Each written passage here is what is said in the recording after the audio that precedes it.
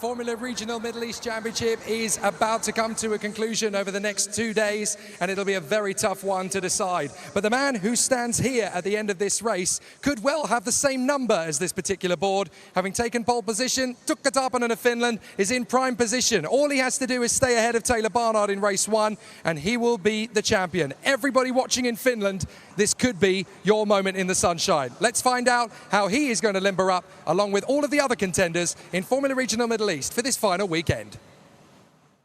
An end-of-term atmosphere at Dubai Autodrome as the Formula Regional Middle East Championship draws to a close. And even without the Tarpanen versus Barnard duel, there are several battles yet to be concluded amongst the starting lineup.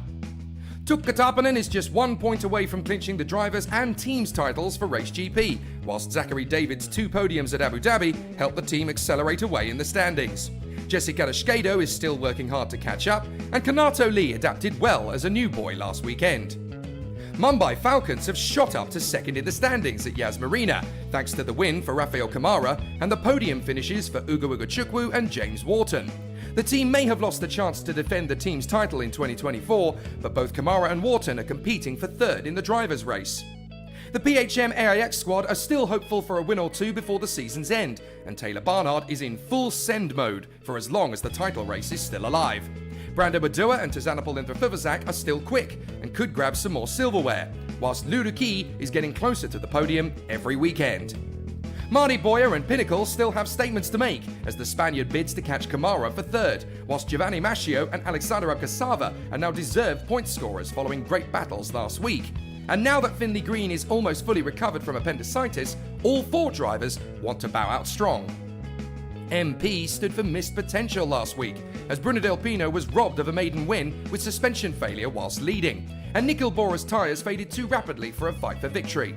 Both men, along with Emerson Fittipaldi Jr. and Isaac Barashi, are hoping that they can finally drop the bad luck and win races the way they deserve to. After an epic couple of races at the start of the year, reality set in for Santalog, who are still new at the Formula Regional game.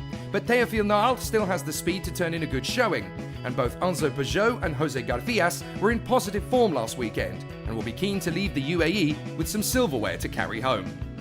Evans GP were the feel-good team of the paddock at round 4, as Costa Taparis stormed to a fabulous podium in race 1. Now that the team have shaken off their early woes, it's the hope that both John Bennett and Edgar Pierre can join the Australian in the points-paying positions, as all 3 men are able to mix it with the best of them. The XL Motorsport team are still having a terrific run as rookies in Formula Regional, and Noah Lyle spent much of the last 2 weekends dueling with the championship contenders. The potential is there, and if Yaroslav Vasalaho is able to match him for pace in the early part of the weekend, the team should end the year with more points. Finally, the team from R&B Racing celebrated Chinese New Year at Yas Marina with more speed and determination than ever before. But the challenge will be extreme if Gao Yujia and Wang Shongwei are hoping to score points before the season concludes. Yujia is the best placed, and his ever-improving racecraft could be enough to seal the deal.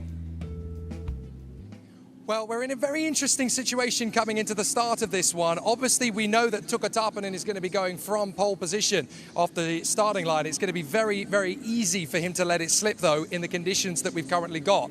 You would think that in the bone dry, it would be nice and easy. Well, it's going to be very different to what it was like at Dubai Autodrome 2 weeks ago. Now the air temperature is close to 30 degrees Celsius. There is sand all over the circuit at the far side of the course. And here on the circuit, you can see on the main start-finish straight, the shadow cast by the grandstand actually means that here on the grid, it's nice and cool. The rest of the circuit, though, it's an inferno. It's very, very hard on tyres. A couple of the drivers from F4 were telling me at the end of the previous race that the tyres started to go off halfway around lap 2. So that is just unbelievable in terms of tyre degradation. It's going to be so difficult to keep the back end of the car stable, especially when you consider that the Formula Regional car is significantly heavier than its F4 counterpart.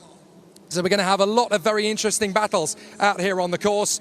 The further back the grid you go, the more of an opportunity the driver actually has to make a good start, because it's nice and cool now at this part of the course. The further up the grid you go, it's actually going to be tougher. And I noticed that pole position, Tukka Tarpanen's grid slot, is actually in the baking hot sunshine, whereas everybody else's grid position is in the shade. Now, you might not think that's a big deal, But off the starting grid, that could be very interesting indeed, because the hotter the rubber gets stationary on that front of the grid, it could stick to the floor a little bit more in terms of the grease of the tyre, the concrete part of the contact patch, and that could actually bog the car down by a couple of tenths of a second. Again, doesn't sound like much, but if the man in second on the grid gets a flyer, that could be Tuukka Tarponen second into turn one. And then, all of a sudden, the easy road to victory looks like it's going to be much tougher to secure.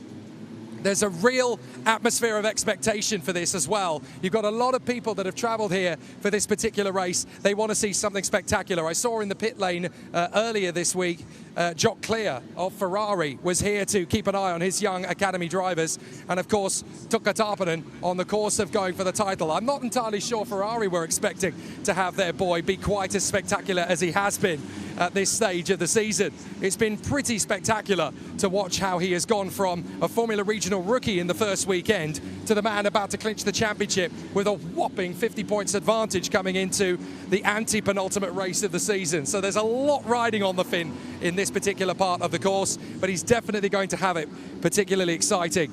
As you can see, our marshals here still doing a fantastic job making sure that everybody is safe and sound. I actually want to give a bit of a shout out to the boys and girls in orange over the course of these 5-6 weeks. They've been the reason we've had such unbelievable racing, and not a lot of credit gets given to these guys, but they've been absolutely superb.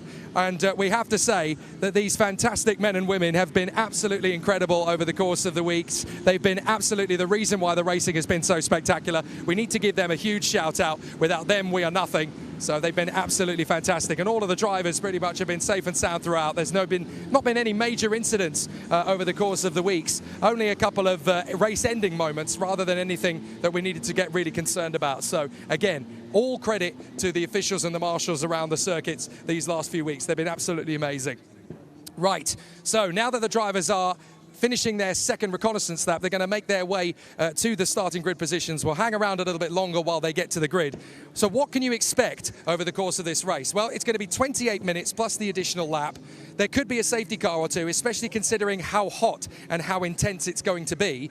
Plus, that run to the first corner, as you can see for yourself, that's a long run to turn one. So by the time you get into the heat haze of the sunshine, you're getting towards the braking zone. And the braking zone is actually downhill into turn one. So it's going to be really, really tricky to see how it all plays out. But the drivers are definitely going to have an intense run as they go through. So while the drivers are making their way to the starting grid, obviously, you're going to want to hear from the two drivers who have the best possible chance of wrapping up the championship. So let's hear from first Tuukka Tarponen and second Taylor Barnard about their chances coming into this most crucial of race weekends.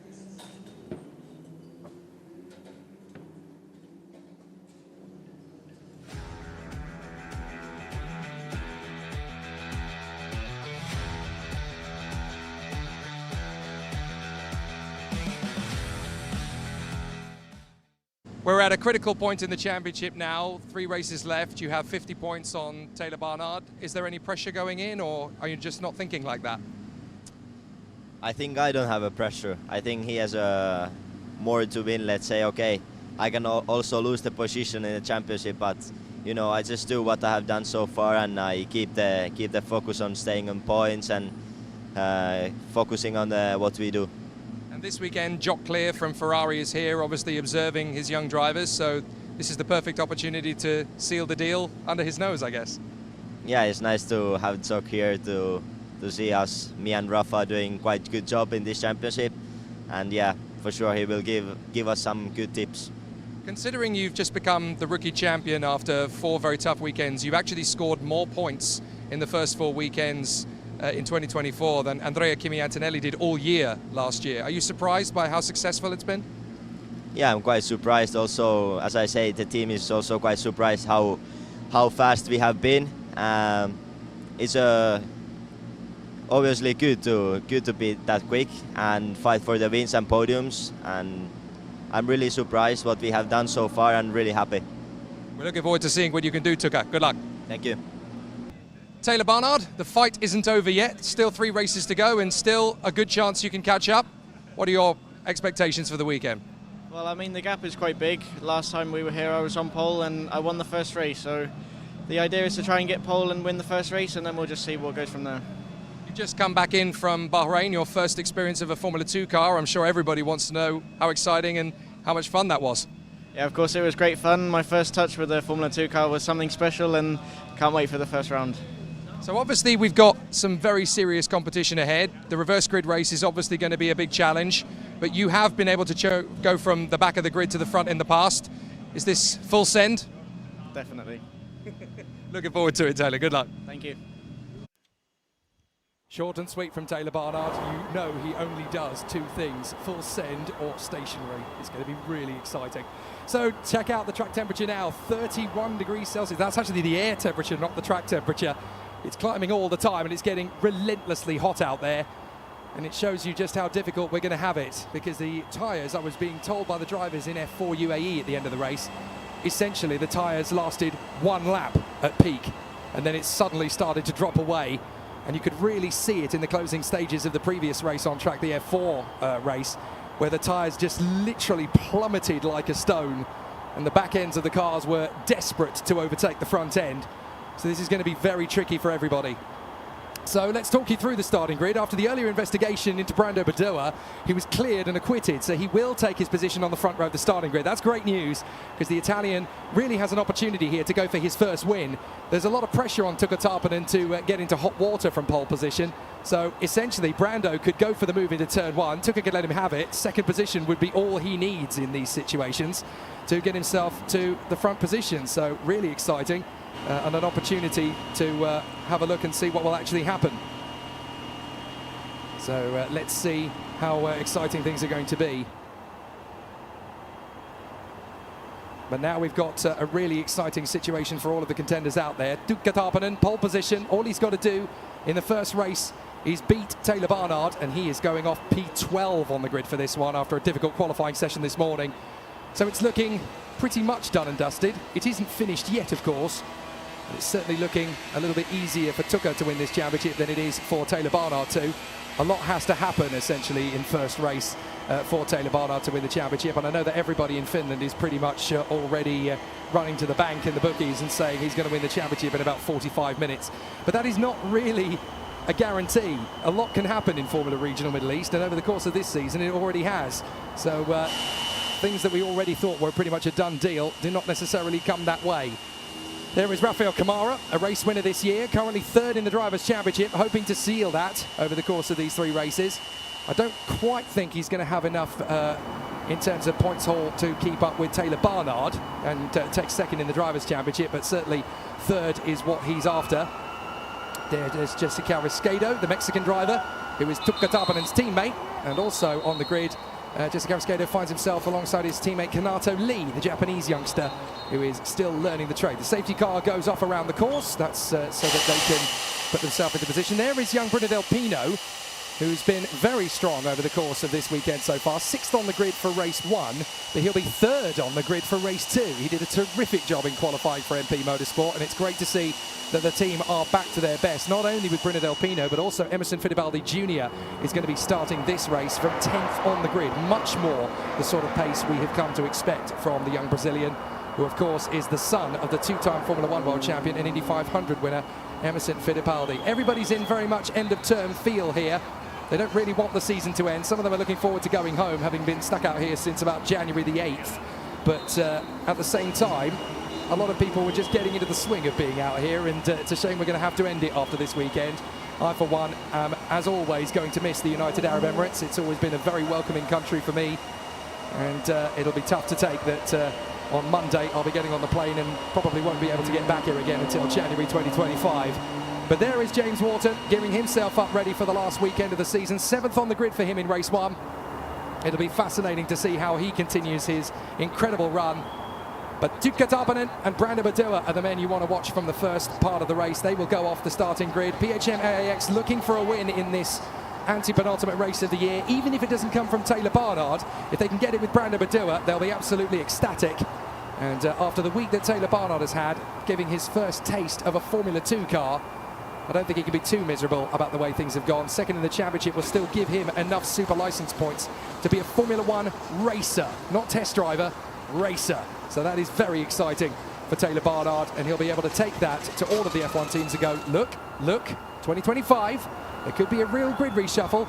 I'm a very handy pair of hands. There is young Emerson Fittipaldi Jr. A very exciting race ahead for him. He knows it, and he's absolutely deserved his 10th position on the starting grid. Very good work from him in qualifying 1. The grip just disappeared apparently in Q2, which means that for race 3 he'll be back to where he's been, unfortunately, rather ill-accustomed over the course of these first 4 weekends of the championship. But it's definitely going to be an exciting battle. Good question comes in from Maroon. How old are the competitors? Basically, over the age of 16 is when the drivers can get into the world of Formula Regional Middle East. It's the second run of the single-seater motorsport ladder. If you want to go all the way to Formula 1, you start in F4 in your national competitions around the world. Then Formula Regional comes next rather than F3, because Formula Regional basically segues between F4 and F3. F4 is national. Formula Regional is intercontinental, so you have a European, an Oceanic, a Middle East, and an Americas championship at the moment. There are a couple of other places that have Formula Regional championships and a couple of others that are being touted, but so far Formula Regional Middle East is one of the top single-seater championships, certainly the first ones of the 2024 season, and it's the pinnacle until we get to Formula 1 at the end of February. Then, of course, we have ourselves in a fantastic situation. After Formula Regional, drivers can make their way up to Formula 3, and then Formula 2, and then if they're fortunate enough and blessed enough with both budget and accommodation, then they will end up in the world of Formula 1. So Formula Regional, a very important part of the journey to move their way forward. I'm delighted to say, very unexpectedly, to be joined in the commentary box. I was hoping to have some company this year, and rather last minute and very delightedly, I have a Dubai native nowadays. He lives here, of course, and knows his way around this circuit incredibly well. It is, of course, Ollie Webb. Ollie, only a couple of months ago you were driving a Formula 1 car around here, so you know this place quite well. Yeah, I'm just not hearing your voice quite on there. Yeah, no, thanks for having me up here. It's came on the grid to see a few friends, and yeah, now up here in the commentary booth with you again after India. Amazing. What these guys have in terms of emission out in front, we know that the air temperature is 31 degrees Celsius. It's towards the end of a Saturday night. There's sand on the circuit. Drivers have been telling me the tyres have been disappearing after about lap 2. So what do these guys have in terms of emission statement now coming into this race? It's going to be so difficult to get the car to turn in. It is, yeah. I mean, compared to the temperatures we were having here last week, even just speaking to Finn Green there on the grid, the car feels totally different to how it did early this morning, let alone in the previous races these guys have had. With an increase in temperature of 15 degrees, yeah, these tyres are just going to get eaten alive. So the racecraft is going to have to be a big part of that. What you learn from one lap on new tyres in qualifying goes out the window now, and you've got to have a bit of tyre management and get the places while you can. And how much can a driver really do once the car starts to disappear? Once the back end starts to come around, lap upon lap upon lap. I mean, what chance do you actually have of keeping those tyres safe enough that you can actually sustain it, especially when you're in the middle of a battle? Yeah, it's that balance between knowing when to go for the gap and how much that's going to destroy your tyres. So if you can position your car in a way that you can stay online for a longer period of time, get the run down the straight rather than having to risk a lockup that could build. And when these tyres lock, you know, they turn into a 50 pence piece. It will catch the same piece of tyre each time, and that's doubly bad on a circuit like this where, yes, it gives you all the grip in qualifying, but then the double-edged sword of that is the sand on the track acts like sandpaper in the grooves of the tarmac, and it can rip that tyre to shreds. So you've got to be able to do that move in a cleaner way, which does teach these guys, you know, good racecraft for whatever they move up into in the future in single-seaters. So the drivers are now making their way around the course. It's going to be a fascinating challenge for all of them as they battle their way through. Let's talk through the starting grid. Tuukka Tarpanen, the Tiger, the man who everybody in Finland is already describing as the next Mika Häkkinen, is going to be on pole position for this one, and all he has to do is stay ahead of Taylor Barnard and he wins the championship. Brando Badua, son of Luca Badua, lines up on the front row of the starting grid. This is his best grid position so far, and a great chance for the Italian to take his maiden win. Ugo Mugachukwu, third on the grid, the American, part of the McLaren Young Driver program. He is third, alongside Zachary David, the Maltese driver, gunning for what he hopes is going to be a fourth podium position for him. Rafael Camara of Brazil lining up on the third row of the grid for the Mumbai Falcons, alongside Bruno Del Pino, the Euro Cup 3 rookie champion from last year for MP Motorsport, lining up P6. James Wharton, the Australian, formerly part of the formerly part of the Ferrari Young Driver Academy. 7th on the grid, 8th position for Teofil Nal for the Santalok Racing team. 9th is Dzanabol Intrafuvazak, the young Thai, and then Emerson Fittipaldi Jr. lines up 10th on the grid. Mari Boyer 11th place with Taylor Barnard. A lot to do for the British driver from 12th position. 13th on the grid is Costa Taparis, 14th for Jessica Schkedo, 15th place for Kanato Lee, then it is Enzo Peugeot from Alexander Abkasava, Noah Lyle, Jose Garfias and John Bennett. Ludiki is alongside Nikhil Bora, really going to struggle from 22nd on the grid. Gao Yujia doing good job there for the R&B racing team from China. Giovanni Maschio in front of Yaroslav Zalaho. Finley Green, the absolute warrior of the grid, Edgar Pierre, Isaac Barashi and Wang Shengwei taking up his position at the back of the grid. So they've done the formation lap, Ollie. They've obviously tried to work the tyres and brakes to a crescendo. How important is it to have that confidence to nail it through turn 1? Yeah, your rear tyre temperature is obviously crucial here. Getting that reaction off the start is only so much because you've got to have the temperature in your rear tyres, and then knowing that you're going downhill off camber into turn 1. There's clearly going to be some side-by-side action. There's so many talented drivers in this and such a high quantity of cars that the likelihood of you being offline into turn 1 is quite high. So what they've done on this outlap is crucial to how their positioning of the car is going to be through 1 and 2. Now, Tuka Tarpanen's pole position is actually out in broad daylight, in the sunlight, whereas everything from 3rd position on the grid downwards has been in the shade for the last 45 minutes. It doesn't sound like it's going to be that big a deal. Could it actually compromise him heading into turn 1? I think depending on, obviously, because the shade goes behind the grandstand here, and we've only just had, after the last F4 race, the sun go behind. So I think overall the track temp should be pretty consistent. So we should have, hopefully, a good, fair, clean start between both sides of the grid, because there hasn't been, fingers crossed, any rain today. Absolutely. It can happen completely out of the wall, as we've seen already in the last 2 weeks. But fortunately, yes, there is no rain predicted for this weekend here at Dubai Autodrome, so it should be all fine and dandy. Tuka Tarpanen, pole position. Brando Badua, 2nd place. Taylor Barnard from P12 trying to fight his way back into contention. Are we about to see Tuka Tarpanen become the next Formula Regional Middle East champion? We have 28 minutes and an additional lap to find out. The lights go out instantly. We're away at Dubai, and it's a terrific start from Tuka Tarpanen. Little bit of wheel spin from Brando Badua. Could be an opportunity for Zachary David to break through in a 2nd place, and it is. He's already leapfrogged him. So David follows his teammate in a 2nd place. That's perfect for the team from Race GP. They can run 1 and 2 in the early stages and keep everybody else at bay. They can play the team gunsmanship, and there's a slow-moving Santalok in the middle of the field already in trouble, and that is going to cause a bit of a chain reaction. One of the pinnacles goes wide. It's Abkasava. They get back into the middle of the gaggle, and already some furious racing in the opening sector, but perfect for Tuka Tarpanen. He leads with his teammate Zach David essentially playing rear gunner in 2nd position. This couldn't be going better for the boys from France, as Race GP have got their drivers into 1st and 2nd position. Brando Badua has already slumped to 4th position. Not the start he wanted at all, as Taylor Barnard is trying to go wheel to wheel with one of the MPs. That looks like Bruno Del Pino. So an astonishing start for Taylor Barnard. He's already got himself right up into the hunt of the top 10, unless of course that is Dzanabol Intrafuvazak, his teammate. They come down the back straight, and Tuka Tarpanen is loving life in the lead of this race. Down to the braking zone for the hairpin. A couple of drivers are going to need to bail out of this if they're not careful. 3 wide is brave, and somehow they all just about managed to sustain it. Yeah, I mean, we're lucky that we've got so much runoff here at Dubai Autodrome. When you go onto that, you see this wake like you do with the water, but actually of the sand that's coming up. And with there being this many cars, as soon as the cars separate in front of you, another car appears, and you've got to take off track. And we can see a few of these planks when they're going off here. Again, there you can see the amount of sand that gets sprayed off towards the side of the track. Very tricky stuff on the opening lap. Certainly Tuka Tarpanen has himself in a position. There's big damage to one of the MP cars there in the background. Couldn't quite see which one it was, but side by side, that is Mumbai Falcon versus PHM, and Brando Badua loses another place to Rafael Kamara, and he may well lose another one to Uga Chukwu. He's going to try and dive up the inside. No, that's Wharton, my apologies. So Wharton will get his run on the inside line, and that's going to be Badua down to P6. Little puff of smoke comes off the car as he comes off the turn, as Barnard and Intrafuvazak are trying to duel away down the main straight. It's been a terrific start for Barnard, up in 8th position, but now we're going to see some battles as Del Pino tries to get up the inside of Badua himself now into turn 1, as also the BHM drivers behind in the AIX-backed cars.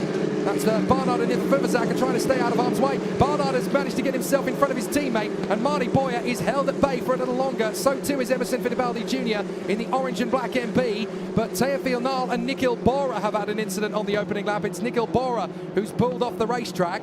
No sign of a safety car yet, so he must have pulled it to a safe marshal position.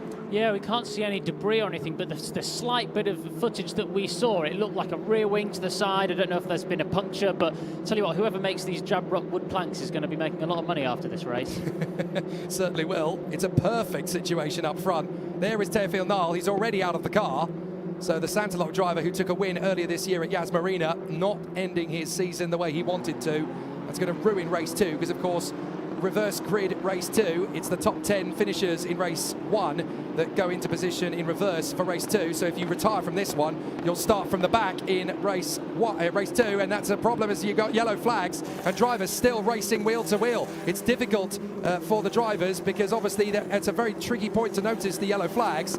But if that particular overtake that we've just seen was under yellow flags, then unfortunately for Enzo Peugeot, that is going to come back to bite him. It's tough, yeah, when you're side by side and you force the other car off onto the track, and by the time your eyes have regained control of where you want to be towards the apex, you spot that yellow flag. You can't tell if you were already in front or behind by the time it happened, and it's up to the team to then be getting onto the radio, speaking to race control and finding out if you need to give that position back. Broken front wing for Bruno Del Pino as he tries his best to keep Taylor Barnard behind him. You can see for yourself that there is a flap to the right front of Bruno Del Pino's MP car. He's desperately trying to keep Barnard at bay. That's really aggressive, but Barnard should have a decent run all the way down to the straight. Del Pino fighting, trying to keep the British driver at bay, but Taylor Barnard has the inside line. Bruno Del Pino is going to try and go long on the brakes, but the front wing being broken is definitely going to compromise his turn-in, and so too, it makes the difficulty even harder as Mauri Boyer drifts a little bit wide there, having had a little bit of a tussle with Tazin de Furvazak. So already some big moments. I think that might actually be Brandon Badua that's got past Bruno Del Pino rather than Taylor Barnard. Barnard is next in line. I thought for a moment there we were going to go safety car, but we don't seem to have done so. So again, Teofil Nal and Nikhil Bora have parked their cars way out of harm's way. Problems as well for the Australian Noah Lyle. He seems to have brought it into the pits to retire, so that is very unfortunate for the XL Motorsport team, who are still in their first ever Formula Regional campaign. But yet again, in Formula Regional Middle East, no sign of a safety car in the first couple of laps. I tell you what, the racecraft has very much improved in this championship over the last 12 months, and up the inside, that's going to be a charge forward from Taylor Barnard. I told you he was going to be in full send mode. He gets a little bit compromised on the exit. Can he hold it to the inside? Yes, he can. So nicely, Del Pino runs a little bit deep there. You can see how close that wing is to falling off the MP car, as Inter Furvazak is going to go wheel to wheel with Boyer behind them, and he holds on to the place for the moment. But Bruno Del Pino in real hot water here, because if that wing parts company, anything could happen at that stage. Yeah, I don't know what's worse than a double-edged sword, but it's this. You've got drag, you've got no downforce, you're locking up, the tyres are worse, and it's a sprint race. You know, if this was an endurance race, it'd be straight in the pits, get the wing change. But with a short race with only 22 minutes to go, you're wondering, do I risk coming in? How much am I going to lose? And really, the best bet here is just to hang on until, hopefully, you know, it stays on till the end of the race and he can keep this train behind. But you can see the train is building. People are going to start getting impatient and pulling off some bold moves. Great racecraft for Mauri Boyer. He's managed to pop out in front of Tazin de Furvazak and get through up into what is now 9th position, so that's going to give him 2 more points. But of course, the driver who crosses the line in 10th position of the checkered flag will be pole position for race 2 tomorrow morning. So it's crucial that you try and blend in the racecraft. It's not just enough of a tactic to say, oh, I'll just stay in 10th position and get the pole position. You have to read the race very carefully. As round the outside of Barnard! Oh my goodness! That is Mauri Boyer in full send mode himself. Having dealt with Badua and Barnard, now he's going to try and make his bid on Del Pino. See, Del Pino's been holding them up. Mauri Boyer says, right, you've holding us up too much. I'm just going to take you all on. Yeah, and Mauri Boyer makes them all look so slow. He's seen what's been happening in front and he's decided he needs to take matters into his own hand. And now it's probably going to be a bit of a chain reaction as he's being put off place, off track, on the dust. And it's just going to be a compound effect of these cars coming past now. So Barnard is the first one to get through. Badua getting out of his way in enough time. Now Brandon Badua is going to be the one to take on Mauri Boyer down to the braking zone. And there comes Emerson Fittipaldi Jr. He wants a taste of this, trying to get through on the inside line. So that is Badua on Del Pino, and Emerson Fittipaldi Jr. is going to go wheel to wheel with him, holding on the far side. Emerson Fittipaldi really working hard here to try and keep that MP Motorsport up at the sharp end of the field. And as they work their way through the apex, he's done it, I think. So no teammates holding each other up. You've got to be very, very cautious and conservative about how much you hold up the team. And obviously they'll have been on the radio to Bruno Come on, don't hold up Emerson. This is not really going to work out for us. Give him the space, give him the opportunity, let him go. And so he does so on the inside line. So Emerson Fittipaldi Jr. gets the move behind them. That is a very fired up Kanato Lee, trying to go round on the far side of Enzo Peugeot, and into the pits comes Del Pino. That was inevitable. Yeah, I think he decided he had enough. I think he defended well for the first 2 laps of it being there and only got passed by 1 car, but, you know, when it's this many... Look at the sand on the offline, that's mad. Yeah, there's just 1 track width at the moment. I mean, yeah, but holding on that long for 2 laps now is just inevitable, like you said. The train is now released, and I think now we're going to see a lot of slipstreaming. So let's see who's going to take full advantage of it. Looks to me as though we're going to have Costa Taparis be the first beneficiary, the man who did such a fantastic job at Yas Marina last week. The team hadn't scored points all year, Evans GP, and then Taparis decided, right, we need a podium, never mind points, and he managed to get that done in fine style in race 1. Fabulous young talent, Costa Taparis, certainly got a long future in front of him, and looking forward to seeing how he continues in his journey forward. A couple of drivers have been really compromised off this start, none the least of whom has been obviously Bruno Del Pino with the problems he's had, but Bora and Niall are going to be starting race 2 from the back. There is young Gao Yujia, and Gao Yujia, the Chinese driver, looking very hungry to try and get himself into the points. R&B Racing are now the only team in this paddock, never mind in this particular championship, that haven't scored points yet, but not because they're not good enough. They've had a lot of bad luck, and Gao Yujia has actually been very close to points-paying positions in practice, so it could come his way if there's enough badinage around the circuit. But Tuka Tarpanen is absolutely living the life of Riley up front, in front of Zachary David, his teammate. Ugo Chukwu and Rafael Kamara running in 3rd and 4th. In fact, James Wharton is there in 5th to give Mumbai Falcons a nosebleed. They're doing so well up in the top 5. But for Tuka Tarpanen, he's got no pressure. He's got his teammate playing rear gunner behind him, and it looks as though the championship is going to Finland. Yeah, I mean, look, that's what you need. It's the best position to have, to be able to be, obviously, have the speed to be up front, but then also to be able to have the best person in the world behind you, which is your teammate, and to be able to have radio communication within the team to be able to help that situation. It's ideal. And yeah, 18 minutes to go. And speaking to some of the guys, these cars are physical. We've got a lot of wind today. Tomorrow's forecast, even more wind. Yes, we've got no rain, but these hotter temperatures, high wind, sandy track, you know, these guys are under a lot of physical pressure to be able to do these races in these temperatures. I want to talk to you a little bit, actually, about the gale force winds here, because it is such a wind trap, this particular circuit. It's almost in a valley, the way that it's positioned here in Motor City.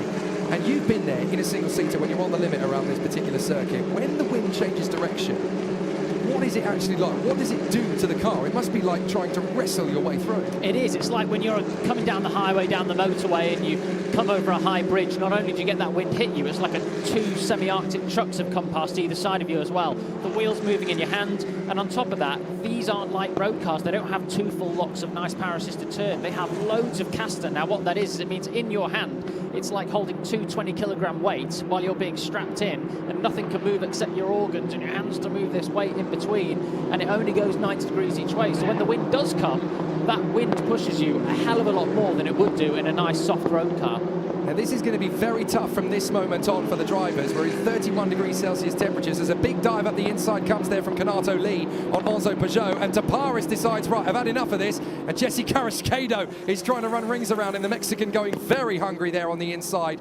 after the hairpin.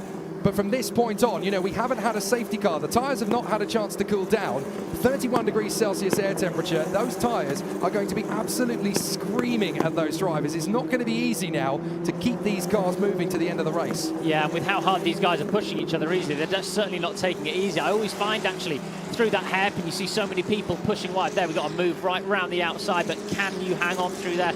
No, it seems to be a lot harder with the temperatures we've got with those rear tyres. A lot of these guys, instead of switching, are going sided tyres. So what that means is the outside left tyres get the hardest work around this track. So what a lot of the guys do after qualifying, switch those tyres round. Then the graining that's happened on the left-hand side is now on the opposite side, the unloaded side. So that should help a little bit. But that bowl corner, if it was qualifying with new tyres, you can see an F1-style toe-braking situation going down the main straight. We've seen it all year long. It's been relentless. The draft here is so punishing. As long as you've got a driver behind you who's gone slow in, fast out to the corner, it is inevitable that they're going to draw level. It all just comes down to how brave the driver at the head of the pack is, how much you want to weave.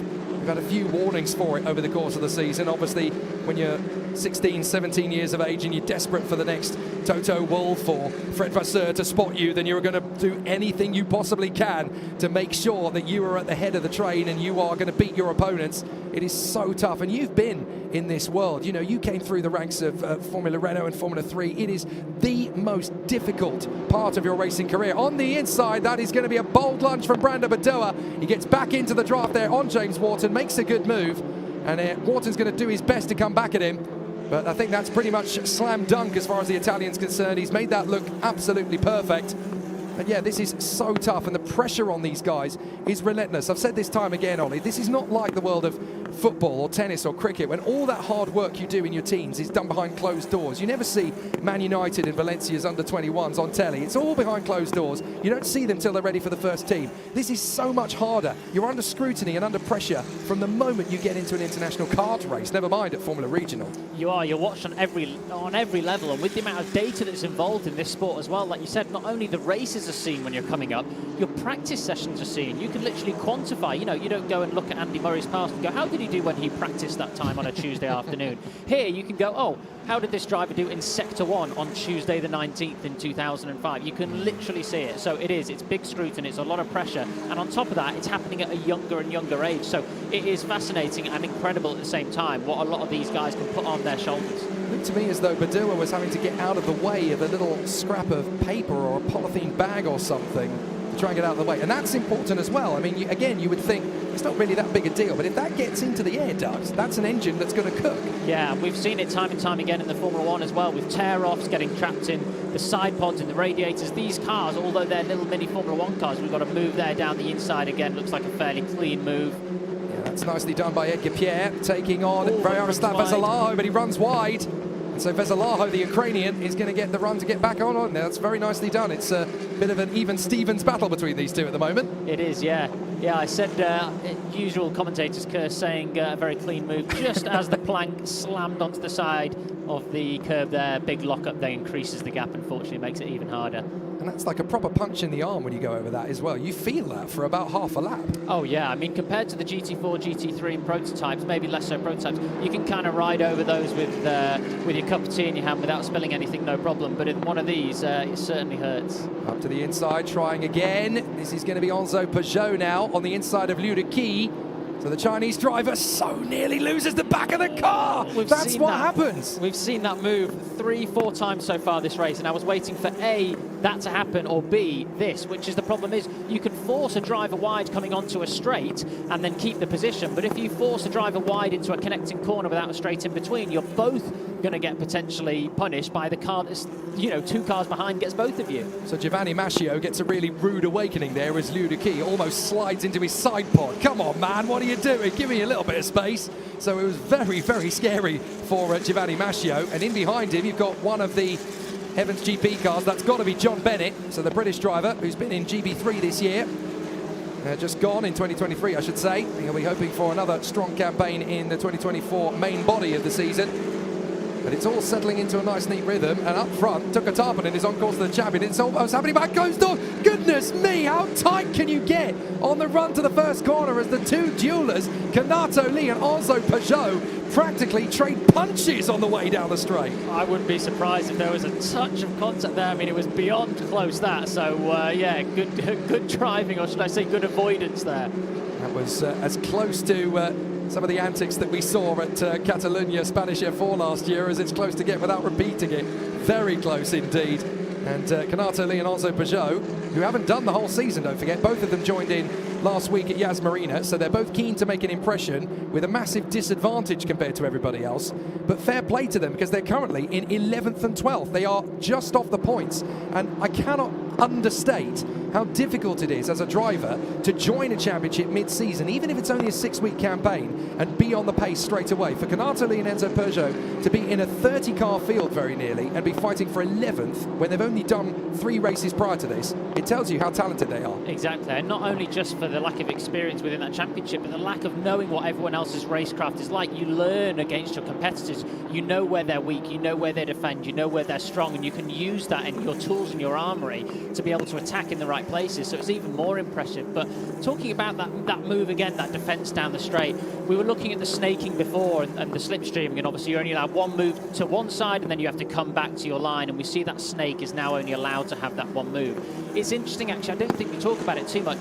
The actual move across the straight to defend really should also be one smooth move all the way across, but we do see a lot of these darting, you know, kind of trying to intimidate the other driver, which you're allowed to do on paper, but I wonder how long that's going to last before that's going to be a new rule as well. Yeah, you've been around when the changes have been made, and obviously once you've had one limit, one rule has been changed, you kind of have to see, well, what other line can I flirt with? How far can I take this before I'm being slapped on the wrist again? Now, Enzo Peugeot and Kanato Lee are desperate to get into 10th position, not just because it's a points-paying position, but of course, if they can get past Emerson Fittipaldi Jr., then one of those drivers is going to end up on pole position for race 2 tomorrow. So it's critical that Peugeot fends off from Kanato Lee and then has enough tyres to go after Emerson Fittipaldi Jr. He's only a second back from him. And that's the difficulty. You try and put yourself into the right position to go for that top 10 position, but you've spent so long trying to keep the guy behind you at bay that you've essentially killed the tyres in the chance to try and keep up with the guy in front. It is. There's a lot of strategy involved in that, but that's, again,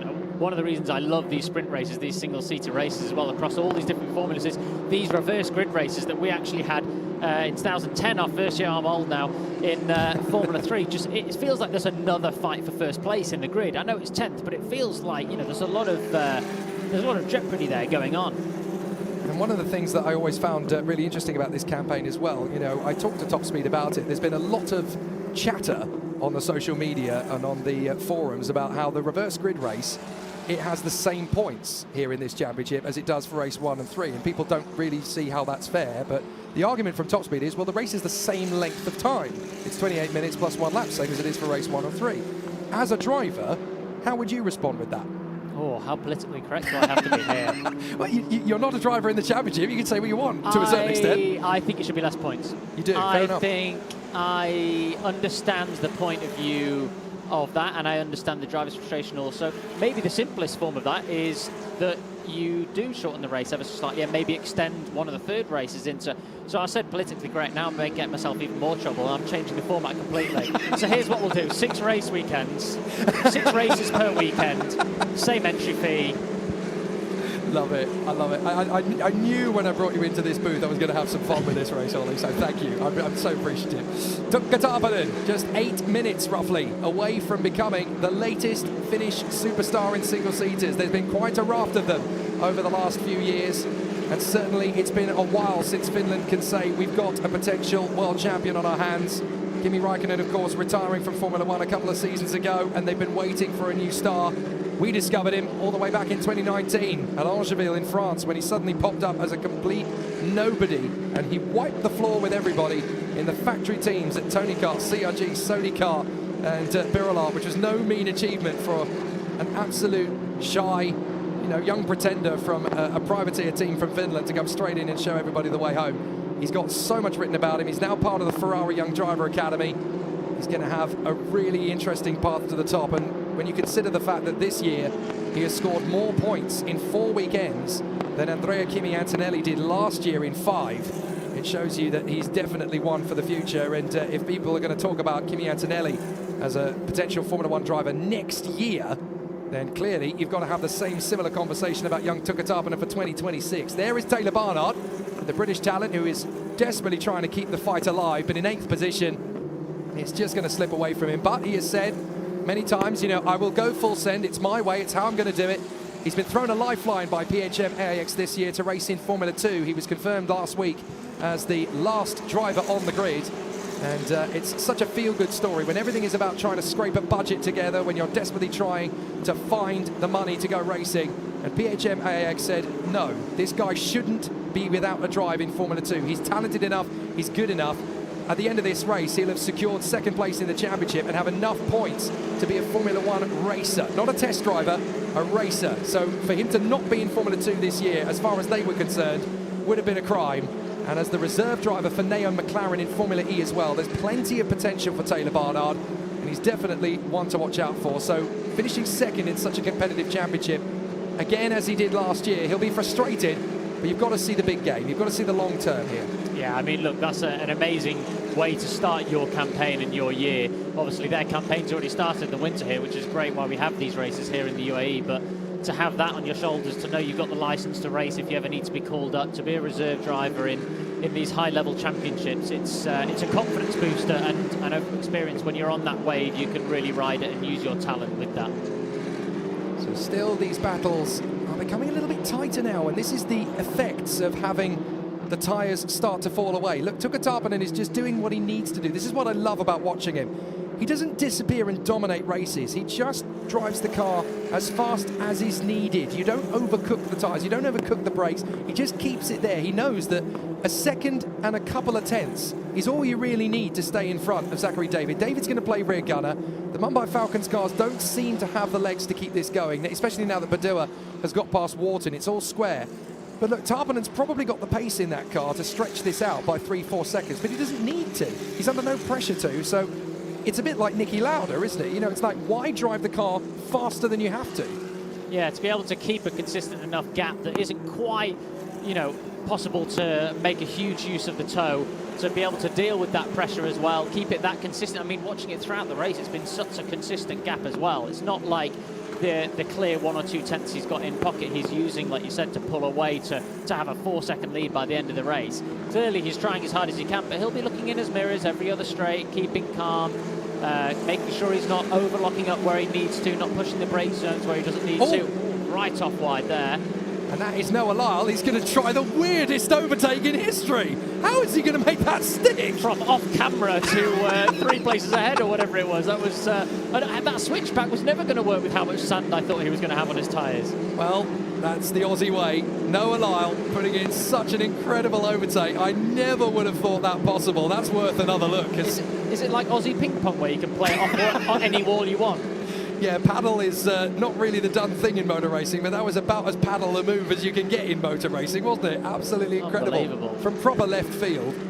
And Noah Lyle not only gets the move done, but it makes it stick and has actually pulled 4 car lengths on Edgar Pierre, who he was battling with there. So excellent performance. That's a move that he's definitely going to bank later and watch that back. There's another rule we need to look at. If you didn't overtake off track, but you started the overtake 3 miles away from the track, how does that work? Well, especially considering that Noah Lyle is actually a lap down. He shouldn't really be battling with these guys at all. But hey, it's Noah Lyle. He just does Noah Lyle things. Let's look at it again. He's just come. Look, he's gone from the right side of the 50-meter board. He's being lapped by these guys, and he's going to turn it into an undercut. That is unbelievable. I wonder if he wanted to move out the way for them and then decided, no, actually, this would be a good move. You can see the camera on me. Just incredible. Well, I'll tell you what, Noah Lyle's definitely going to pick up a sponsor or 2 from that. That's you call that an overtake? Yes. That's an overtake. That's a proper Aussie move. Excellent work. Right. So these guys are not quite sure what to do with that. They just kind of got to let him go for the moment. Noah Lyle definitely upstaging a lot of the drivers around him. Right, into what could well be the anti-penultimate lap here for Tuukka Tarpanen. In front of Zachary David, the Maltese driver. And then the American star, Ugo Chukwu.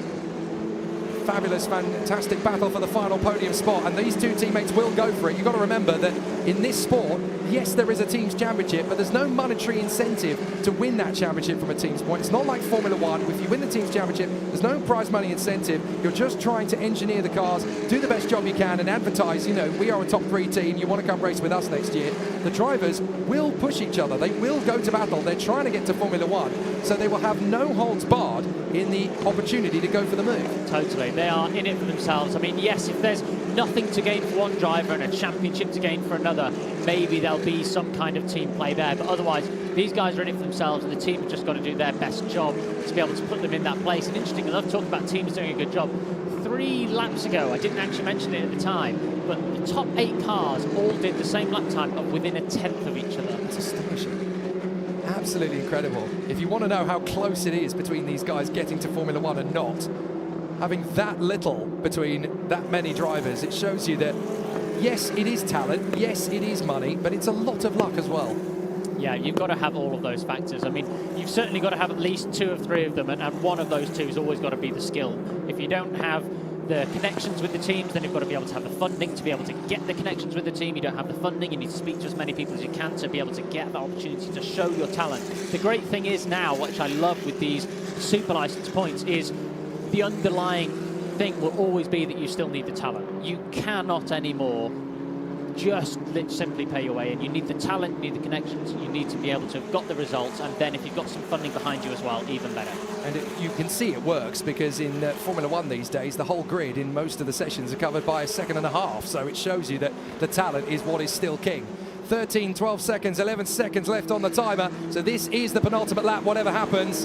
And Ogachukwu and Kamara are still dueling for this third position. They're trading radiuses at the moment, because in terms of sector times, they're pretty much even.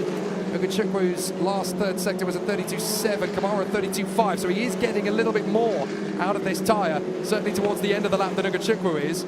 So the American in third position now has to essentially force himself into a position where he's got to push harder and go for second place. You don't want to let your teammate get close enough to you. It's a different dynamic at the moment. Zachary David being in second place is perfect for Race GP, because even if they don't finish 1-2, the key is that the man in front is going to be the champion.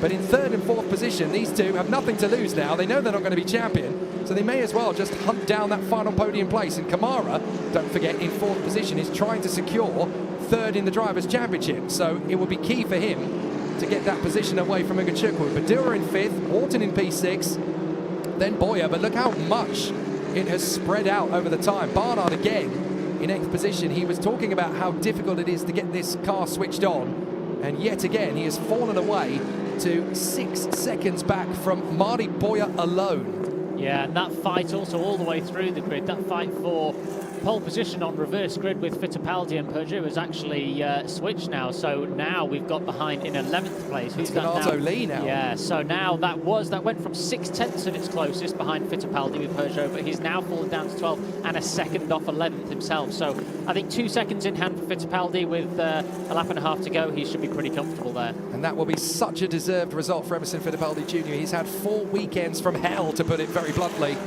Nowhere near pace, nowhere near what we saw from him in the European Championship last year. All sorts of problems, from brake issue to fuel pressure to engine misfires. And now he has finally got a car that's worthy of his talents for this final round. We're in the last lap, and this is what we've been waiting for. Everybody in Finland is getting ready. They have been patient for quite a long time. At the first race of the year, when Tuukka Taponen was a rookie, nobody quite knew what to expect from him. We've already seen some amazing performances from rookie in Formula Regional. Last year, of course, is what you have to talk about. Andrea Kimi Antonelli, who everybody has been speaking about endlessly for the last 18 months, and now even more so as a potential replacement at Mercedes F1 to Lewis Hamilton next year. This man has got to be the next man on everybody's lips. The young Finn, Tuukka Taponen, could well be on the path to emulating the likes of Keke Rosberg, Mika Hakkinen, Kimi Räikkönen. He is absolutely the next flying Finn, and the Tiger is ready to take this title. Yeah, he's doing an unbelievable job, and actually that gap's been 1.3 seconds to second place pretty much the whole race, and all of a sudden he's opened up the tap on the last lap and decided, I'm just going to use up whatever tyre I've got left now. Yeah, that's the Tiger's way. He wins it in his own style, and it's incredible to think, you know, his 3 previous race wins were all at Yas Marina. He hadn't won a race at Dubai until this particular point. He's been very patient, very consolidating. He's been able to score podiums when he can, and I've said this time and time again, in motor racing, it's not just about how many races you win, it's what you do when you don't win. If you can get those seconds, those thirds, those fourths, those fifths, that's how you win a championship. And the Tiger is coming home to finish off in fantastic style. Get ready all across Finland. This is your boy. He has been working so hard over the last couple of seasons to show the world what he can do. He missed out on the F4 UAE Championship last year by 1 race. He won't miss out today. Before we even get to Sunday, he will be the champion. Tuukka Taponen wins race 1 in Dubai. He is the 2024 Formula Regional Middle East champion. Finland, get ready for the next F1 superstar. You're looking at him. Wow, what an incredible job. I mean, just to be able to do that with a race, I cannot imagine how fun the race is going to be tomorrow when you're in that situation. Such a superstar effort from Tuukka Taponen right from the first race of the year. He has never driven over his own limit. He has only done what he can do. He spent the first weekend in Yas Marina learning, figuring out where his pace was. by the second weekend at Yas Marina, the wins started coming. And from then on, it was just about playing the percentages. Where can you score a podium? Where can you score points? And he has absolutely smashed this championship. His 4th win of the season. So difficult to rack up a decent, solid run of victories in this championship when it's so competitive. The Ferrari Young Driver Academy took him on at the beginning of last year. Now we know why. Jock Clear is in the paddock this weekend. I think it's a done deal that we're going to see this boy in Formula One someday, maybe even as early as 2026. It's not out of the raft of possibility, and it couldn't have happened to a nicer young lad. I've been watching him now for the last 5 years through his karting days, through his Formula 4 journey, and now in Formula Regional. It's something to win as a rookie, but to win Formula Regional as a rookie, that takes some doing. Yeah, that is a competitive grid, a physical car, and a physical track in some tough temperatures today. So to be able to get 4 wins in a championship like this, with not only the depth of, not only with the talent at the front, but the depth of talent all the way through, it's going to be incredible. And sometimes you look back at your CV, whatever he ends up in one day, and he'll probably look back at this very championship with those very wins and see the people that were on this grid that also will go up with him and look back on this with fond memories. Ollie Webb, I know this has been incredibly last minute, but thank you so much for stepping into the box. I hope you've had as much fun as we all have. Oh, hang on. That's not right. That's a very badly broken rear wing. That's Wang Shongwei. So what has happened on the slowing down lap by the look of it? It must have been on the in lap, on the slowing down lap, because we would have seen it if it was on the last lap. And that's some yellow contact on the outside of the tyre. Is that a wall? Was of maybe potentially avoiding a slow car celebrating? I've seen weirder things. I've seen people lock up across the start lines to celebrate, or maybe going offline to pick up marbles and maybe looking down, speaking on the radio. Hopefully something innocent like that. I mean, he wasn't involved in any crazy overtakes towards the end there, was he? No, indeed. And you wouldn't really expect that of someone like Wang Shongwei. Okay, he's not the spring chicken of the paddock, but he's had a lot of experience in Asian GTs. He's the front man of R&B racing in the Porsche Carrera Cup Asia, so it's not exactly as if he's without talent. So, yeah, very bizarre, very strange end to the race there. But for everybody back home in Finland, this is what they've been waiting for. Tukka Tapanen is your winner. Zachary David, his 4th podium of the year. Uga Chukwu takes his 3rd, I do believe. Rafael Kamara in 4th place. Brandon Badua in front of James Wharton and Mari Boyer. Taylor Barnard, so close, but he will still have a great year in 2024, no doubt. Tazin de Vivazak will start on the front row of the grid, but Emerson Fittipaldi Jr. finally will get a pole position for race 2. Kanato Lee so close to it. Enzo Peugeot, a great drive. Kadashkedo in front of Taparis, Abkasava and Garfias. Then Luduki, John Bennett, Giovanni Mascio and Goa Yujiya. 21st in position was Isaac Barashi in front of Azalajo, Pierre, Wang, Finley Green, Bruno Del Pino, Noah Lyle, and then the retirements, Nigel Bora and Teofil Nile. You've done it! Listen to the cheer in pit lane. This is just the first championship title in cars of many. Tukka Tapanen, this is where the legacy begins. All over Finland, they will be writing article after article. Get ready. If you thought Rosberg, Hakkinen and Raikkonen were good, this boy could even eclipse them all. Unbelievable, yeah, to have that much support down there as well. I mean, look at them all with the boards all printed out, the Ferrari shirts waiting for you. Well, I mean, it's just, it's a little boy's dream, isn't it? Good drive from Uga Chukwu, the man who is about 6'7", He's an absolutely terrific racer, and I really hope they get a single seater that can fit him as he climbs up through the ranks of Formula One and IndyCar. He's going to have to stop growing eventually, but he's doing a fine job with what he's got, and it's his maturity, it's his discipline that makes him such a great fit for McLaren. Yeah, luckily these cars, these single-seaters and race cars these days are getting bigger and bigger and bigger, and I can testify to that from racing some of the older stuff and wondering how the hell they got in that. But yeah, he's going to be fitting in some single-seaters, no problem. Well, really exciting race there, and yet again, a green to checkered without the intervention of the safety car. Proof that Formula Regional is getting better and better in terms of racecraft. There you are, rookie champion, proper champion. And that is absolute champion for Tukka Tapanen. He'll be delighted with that. And everybody in Finland who is a motor racing fan will now be talking about him in the same shades as Hakkinen and Raikkonen. They were amazing in their junior careers too. He's not even going to be able to get to the podium at this rate. And Race GP, of course, seals the team's championship at the same time. Saturday night is all right for fighting for Tukka Tapanen. He's done. He doesn't need to fight anymore. The fight is over.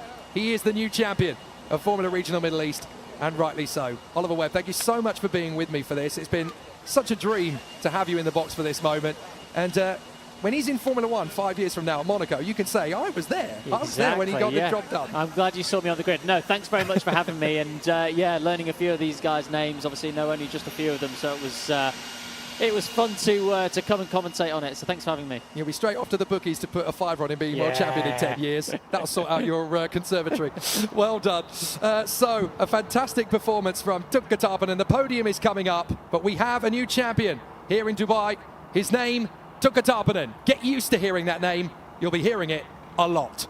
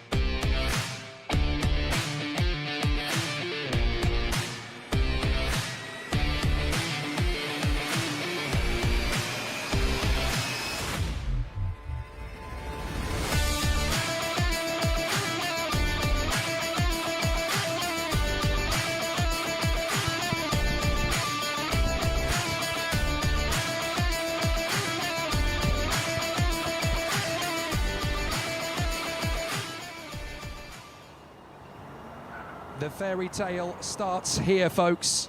Absolutely incredible to see how the battle has taken us all the way to the last weekend here at Dubai Autodrome. We may have 2 races to go, but there is a champion that has now been crowned here at Dubai Autodrome, and he's going to get to do it in the best possible fashion, celebrating on the podium at Dubai Autodrome. So let's bring out the podium ceremony for the 2024 Formula Regional Middle East Championship, certified by FIA. Round 5, race 1. In 3rd position for the United States of America, Ugo Ugachukwu. A great run for the Mumbai Falcon and the McLaren Junior. Excellent work for him in fine style. In 2nd position for Malta, Zachary David. And he carries the Race GP Team Champion board to the podium. Very deserving, but your race winner and your new champion for Finland, Tuukka Tarponen!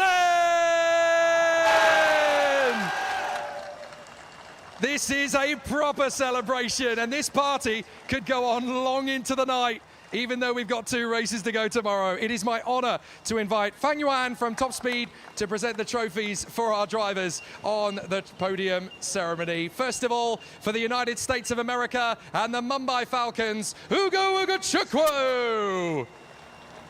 And in 2nd position for Malta and Race GP, Zachary David. And to our race winner for Finland and Race GP, he also gets the Rookie Cup, ladies and gentlemen, the conqueror of all, Tuukka Tarponen! What a celebration. He's going to have so many trophies to take back to Finland. He won't even fit them in his luggage. Absolutely amazing. And so now the drivers will get together on the podium for the team photograph of the podium ceremony. Absolutely wonderful, ladies and gentlemen. the anti-penultimate race of the year, and it's a terrific podium. Uga Uga Chukwu, Zachary David, and your race winner and new Formula Regional Middle East champion, Tukka Tapponen! I've got a feeling this is going to be a very busy celebration on the podium. Fang Yuan, you might want to get out of the way because they're going to party in style here, Race GP style. It's time, ladies and gentlemen, here at Dubai Autodrome for the new champion of 2024 to get busy with the fizzy.